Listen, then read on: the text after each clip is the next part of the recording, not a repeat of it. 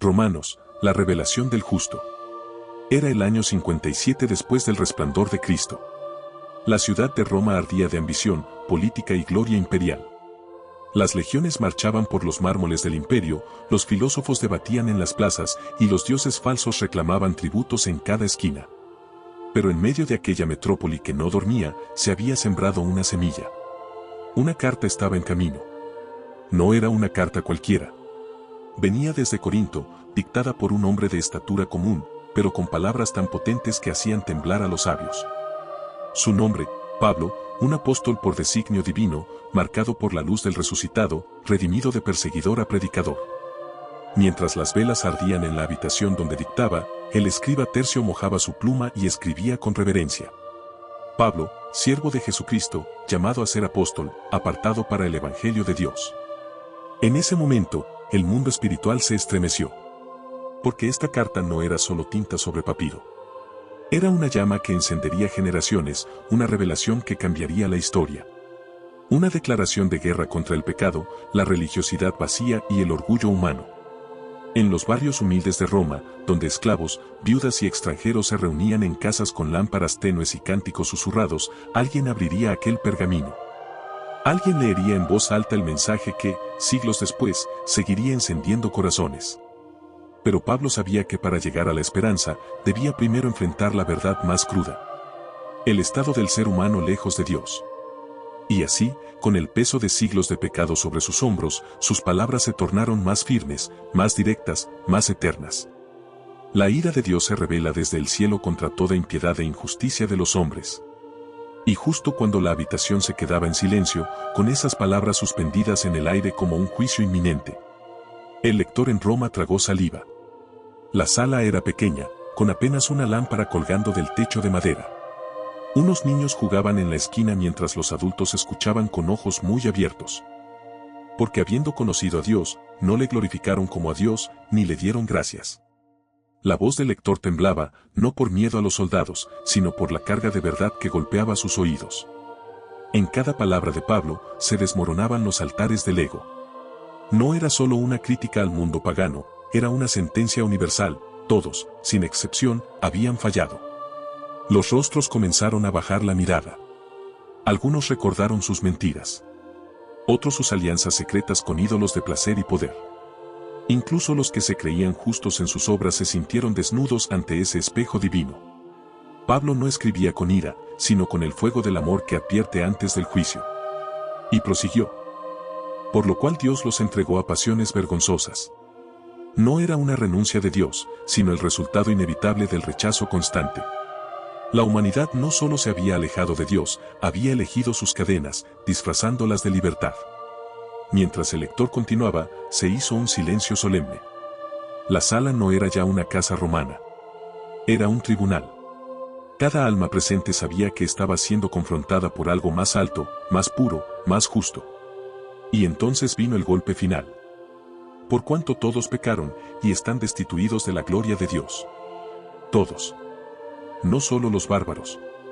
No solo los adúlteros. No solo los avaros o idólatras. Todos. Nadie escapaba. Ni el moralista, ni el religioso, ni el ignorante. El pecado no era solo lo que uno hacía. Era una condición, una realidad que habitaba en cada ser humano desde el Edén. Pero en esa oscuridad, justo cuando el peso del pecado parecía insostenible, una palabra comenzó a emerger. Una palabra tan fuerte como el juicio, tan eterna como la caída. El silencio seguía inundando la sala. Nadie se atrevía a hablar. Los rostros antes altivos ahora estaban humillados. El diagnóstico había sido claro, el pecado era universal. La humanidad estaba quebrada. Pero entonces, como un rayo que parte la noche, el lector pronunció una palabra que parecía imposible. Una palabra que no merecían, pero que llegaba con el peso del cielo. Siendo justificados gratuitamente por su gracia, mediante la redención que es en Cristo Jesús. La atmósfera cambió. Era como si una brisa hubiera soplado en medio del polvo. El Dios justo, el mismo que no podía ignorar el pecado, había hecho lo impensable, justificar al culpable sin dejar de ser santo. ¿Cómo? El lector alzó la voz, emocionado. A quien Dios puso como propiciación por medio de la fe en su sangre. La redención no era barata. No se trataba de una simple absolución. El pecado no fue ignorado. Fue pagado. Con sangre. Con vida. Cristo, el Hijo del Dios viviente, había tomado el lugar de los rebeldes. Y en la cruz, Dios exhibió su justicia perfecta y su amor desbordante. Al escuchar esas palabras, una anciana levantó el rostro con lágrimas. Ella, que había creído que su historia estaba escrita solo con fracaso y vergüenza, entendió en ese instante. No se trataba de su esfuerzo. Se trataba de fe. Fe en una obra ya terminada. Fe en un Salvador que tomó el juicio y entregó vida. La carta de Pablo estaba transformando no solo ideas, sino destinos eternos. Porque ahora, una verdad brillaba por encima de toda condenación. El justo por la fe vivirá. Y así, la semilla del Evangelio comenzaba a brotar en corazones endurecidos. Pero aún faltaba una pieza clave, la historia del hombre que lo entendió primero. Un nombre que resonaría a través del tiempo. El lector hizo una pausa. Respiró hondo. Muchos en la sala conocían el nombre que estaba por pronunciarse.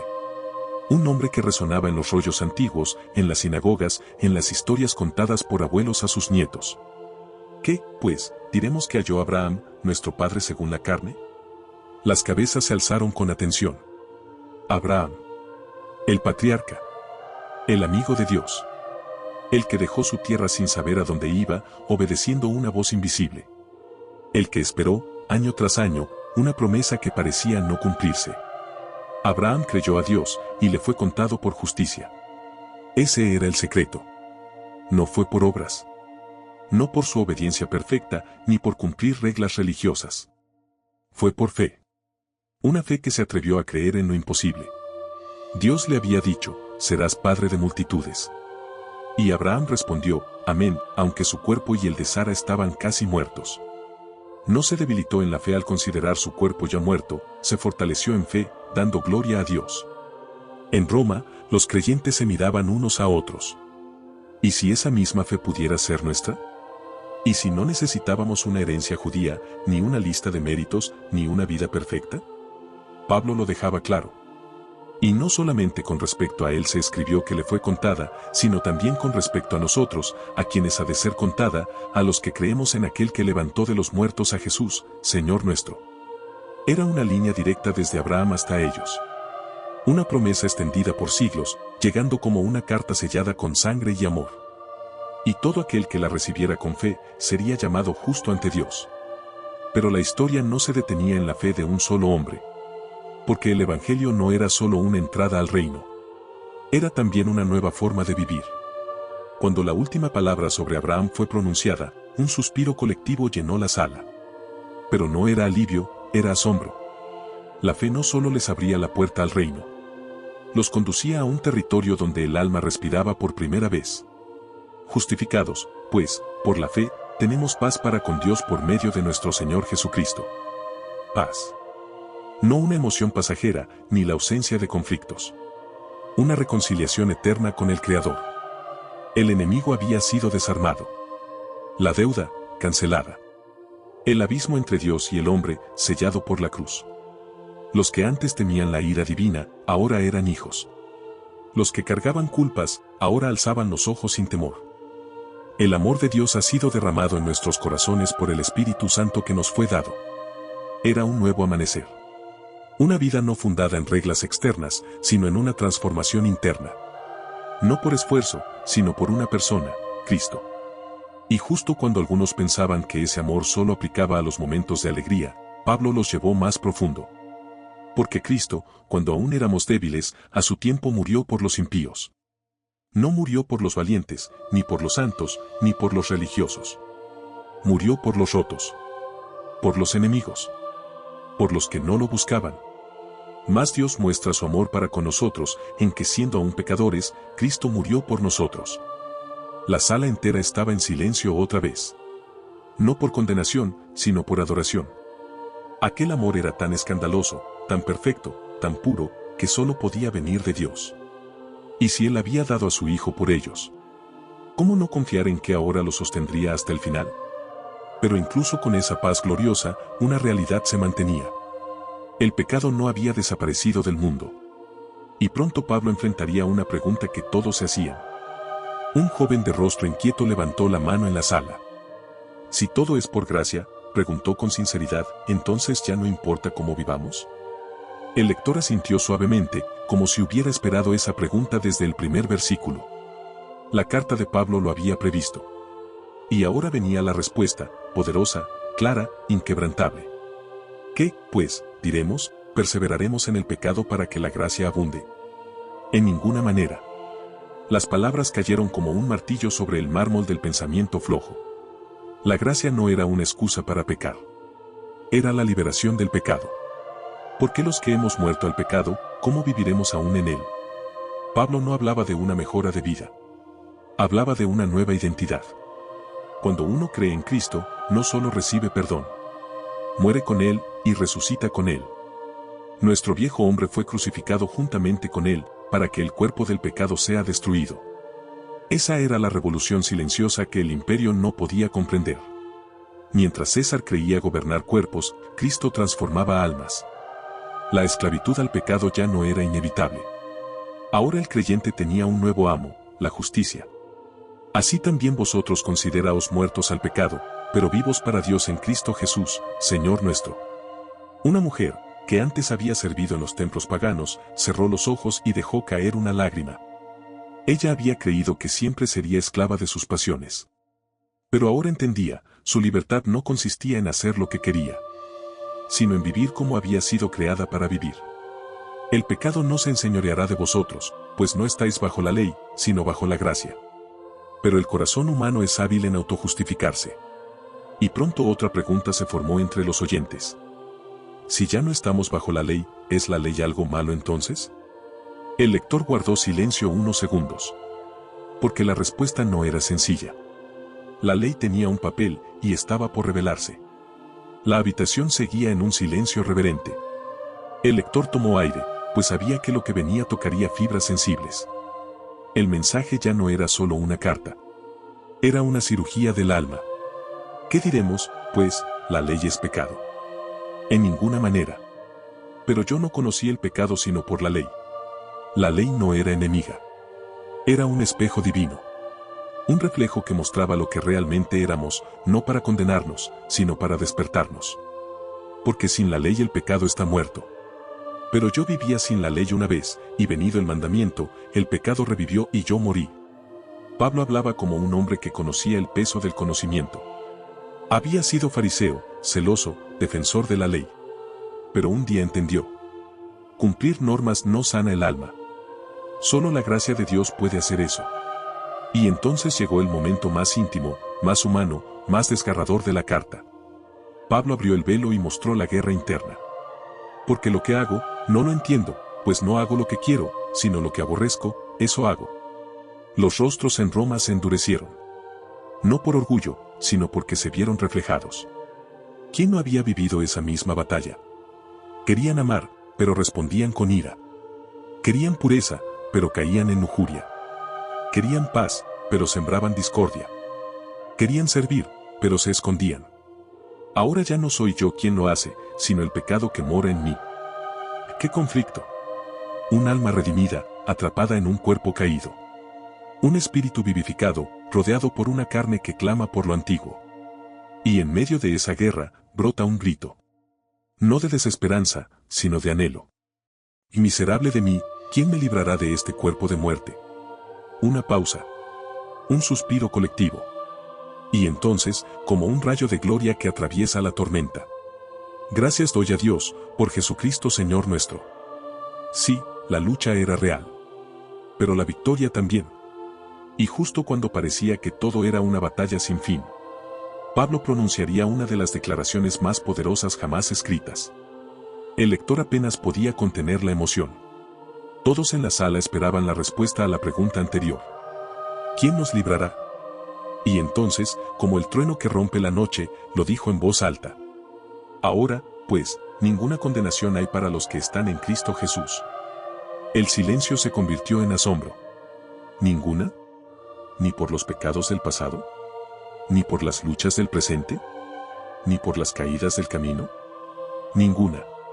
Porque lo que la ley no podía lograr por causa de la debilidad humana, Dios lo hizo, enviando a su Hijo en semejanza de carne de pecado, y a causa del pecado, condenó al pecado en la carne.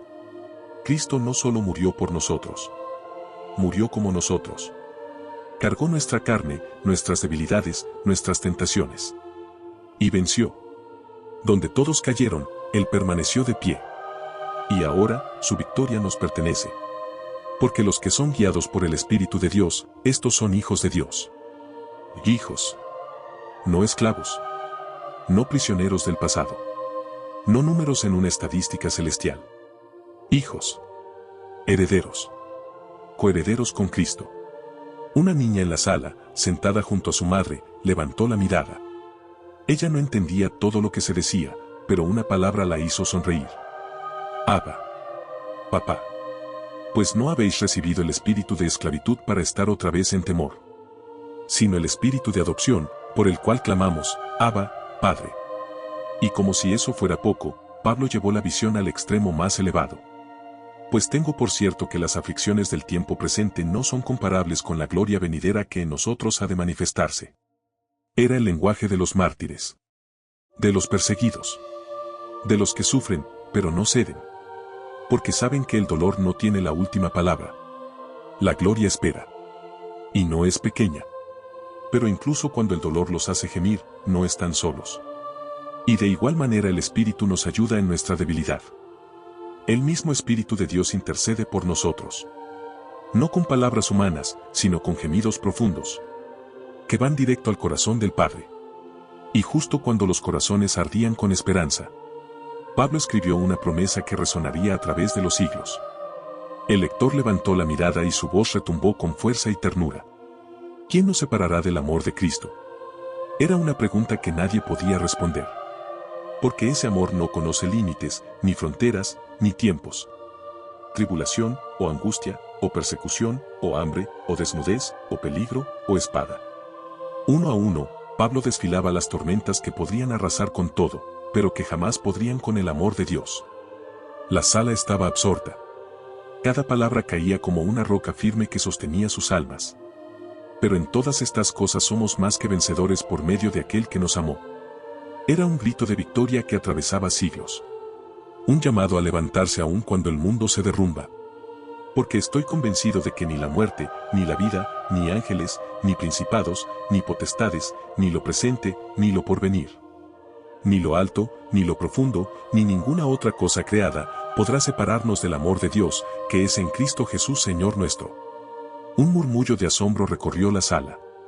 Nadie había escuchado un mensaje tan audaz y consolador. El amor de Dios era una fortaleza inexpugnable. Un fuego que ni la oscuridad más densa podría apagar. Una anciana se aferró a la mano de su nieto y susurró: Nada podrá separarnos. Nada podrá vencernos. Y en ese momento, todos supieron que la historia que comenzaba con juicio y condena, terminaba con esperanza eterna. Pero aún quedaba más por descubrir. Porque la vida de fe también implica un llamado a la acción. La luz de la mañana entraba por las ventanas de la sala, iluminando rostros expectantes. Después de tantas promesas, ahora Pablo hablaba del camino a seguir. Porque los que son guiados por el Espíritu de Dios, estos son hijos de Dios. No era solo un título, ni un honor. Era una experiencia diaria, un caminar en poder y en libertad. Pues no habéis recibido espíritu de esclavitud para estar otra vez en temor, sino que habéis recibido espíritu de adopción, por el cual clamamos, Abba, Padre. Ser guiado por el Espíritu significaba tener una relación íntima y viva con Dios, donde cada paso era sostenido por su poder. Pero también implicaba un combate constante contra la carne y sus deseos. Porque el deseo de la carne es enemistad contra Dios, porque no se sujetan a la ley de Dios, ni tampoco pueden. Era una guerra silenciosa, una batalla entre dos naturalezas. Pero vosotros no vivís según la carne, sino según el Espíritu, si es que el Espíritu de Dios mora en vosotros. Los creyentes sentían una nueva fuerza para vivir de manera distinta. Una fuerza que no venía de ellos, sino de Dios mismo. Y si alguno no tiene el Espíritu de Cristo, no es de él. No se trataba de simple religiosidad, sino de transformación profunda y radical. Pablo les invitaba a vivir conscientes de esta realidad, a dejar atrás el pasado de esclavitud y a abrazar la libertad del Espíritu. Así que, hermanos, no somos deudores a la carne para vivir conforme a ella. Y en medio de esa invitación vibraba la esperanza de que esta nueva vida podía traer paz, alegría y propósito verdadero. Pero, ¿cómo se ve esto en la práctica diaria? Pablo pronto revelaría las señales visibles de una vida guiada por el Espíritu. Los ojos brillaban de expectativa mientras la narración continuaba. Pero el fruto del Espíritu es amor, gozo, paz, paciencia, benignidad, bondad, fe, mansedumbre, templanza. Cada palabra era una luz que iluminaba el camino de la transformación. No eran simples virtudes para admirar desde lejos. Eran señales visibles de una vida que se había rendido por completo a Dios. Contra tales cosas no hay ley. El poder del Espíritu no esclavizaba, sino que liberaba. Liberaba del egoísmo, de la ira, de la amargura. Los rostros en la sala asintieron, porque muchos habían experimentado esa lucha interna. Los que son de Cristo han crucificado la carne con sus pasiones y deseos. Era un proceso, no una perfección instantánea. Una batalla diaria donde la victoria se lograba paso a paso. Si vivimos por el Espíritu, andemos también por el Espíritu. Pablo llamaba a la coherencia entre la fe y la vida. No bastaba creer, era necesario vivir la fe. Una mujer joven, que había conocido las cadenas del pasado, respiró hondo. Ahora entendía que la vida cristiana era un camino de renovación constante, de dejar atrás viejas ataduras. No seamos vanagloriosos, provocándonos unos a otros, envidiándonos unos a otros. El Espíritu también producía unidad y humildad. En esa sala se tejía una comunidad nueva, fundada en el amor de Dios y manifestada en actos concretos. La historia estaba lejos de terminar. Porque ahora se acercaba la gran pregunta. ¿Cómo entender el sufrimiento y la esperanza en este nuevo caminar? La sala se sumió en un silencio contemplativo. Después de hablar del fruto del Espíritu, Pablo dirigió la mirada hacia la realidad más dura. Y no solo esto, sino que también nos gloriamos en las tribulaciones, sabiendo que la tribulación produce paciencia. La paciencia, prueba, y la prueba, esperanza. Era un ciclo divino, el dolor no era el fin, sino el camino hacia una esperanza más profunda. Los asistentes se miraron, recordando sus propias pruebas, y empezaron a comprender que el sufrimiento podía tener un propósito. Y la esperanza no avergüenza, porque el amor de Dios ha sido derramado en nuestros corazones por el Espíritu Santo que nos fue dado. El amor de Dios no es una teoría abstracta, sino una realidad palpable que sostiene en los momentos más difíciles. Pablo prosiguió. Porque Cristo, cuando aún éramos débiles, a su tiempo murió por los impíos. Este amor sacrificial era el ancla firme en medio de la tormenta. Un hombre mayor, marcado por las cicatrices de la vida, respiró profundo. Entendió que sus luchas no eran en vano, sino que formaban parte de un plan más grande. Ahora, pues, ninguna condenación hay para los que están en Cristo Jesús. Recordaron juntos la promesa, esa roca firme que nunca se mueve. La esperanza era más que un deseo, era una certeza que sostenía el alma contra toda adversidad. Pero la historia aún no termina. Porque el llamado a vivir esta esperanza se extiende a una comunidad global. ¿Cómo impacta la esperanza cristiana en el mundo? ¿Qué significa ser luz y sal en medio de la oscuridad? La audiencia escuchaba atenta, con el corazón encendido por la esperanza. Pablo les recordó que la fe no es solo para el alma individual, sino para transformar comunidades enteras. No os conforméis a este siglo, sino transformaos por medio de la renovación de vuestro entendimiento. Ser luz y sal significaba brillar en medio de la oscuridad, ser sabor que da vida y preserva. Para que comprobéis cuál sea la buena voluntad de Dios, agradable y perfecta. El mundo estaba lleno de tinieblas, injusticia, odio, desesperanza. Pero los hijos de Dios tenían la misión de ser un reflejo vivo del reino. Así que, amados míos, estad firmes y constantes, creciendo en la obra del Señor. Un joven alzó la voz. ¿Cómo podemos vivir esto todos los días, en medio de tantas pruebas? La respuesta fue clara y desafiante. Por la gracia de Dios, perseverar en el amor, la justicia, la verdad y la misericordia. Porque no se trataba solo de esperar la gloria futura, sino de encenderla aquí y ahora. Una comunidad nueva, vibrante y decidida, comenzaba a tomar forma. La historia estaba cerca del final, pero Pablo aún guardaba un mensaje crucial sobre la unidad y el amor fraternal. La sala vibraba con la energía de un pueblo unido en fe y propósito. Pablo, con voz firme, recordó. Así que, mientras tengamos oportunidad, hagamos bien a todos, y mayormente a los de la familia de la fe. En medio de las diferencias culturales, sociales y personales, la clave era el amor que une. No tengáis, pues, más ánimo de condenar a vuestro hermano, antes bien, exhortaos los unos a los otros. La unidad no era uniformidad, sino un tejido donde cada hilo aportaba su color y fuerza. Amémonos los unos a los otros, porque el amor es el cumplimiento de la ley. El amor se convertía en la regla suprema, la fuerza que sostenía la comunidad. Un hombre joven, dudoso, preguntó: ¿cómo perdonamos cuando nos han herido profundamente? Pablo respondió: soportándoos unos a otros y perdonándoos unos a otros, si alguno tuviere queja contra otro. El perdón era la clave para derribar muros y construir puentes. Y mientras las palabras resonaban, la sala sentía la presencia de algo más grande. Una familia espiritual donde cada miembro era valorado y amado. La historia llegaba a su conclusión épica. Una llamada final para cada corazón dispuesto a seguir a Cristo. La sala estaba en silencio absoluto, todos aguardaban la palabra que cerraría este viaje espiritual. Pablo levantó la voz con una pasión inquebrantable.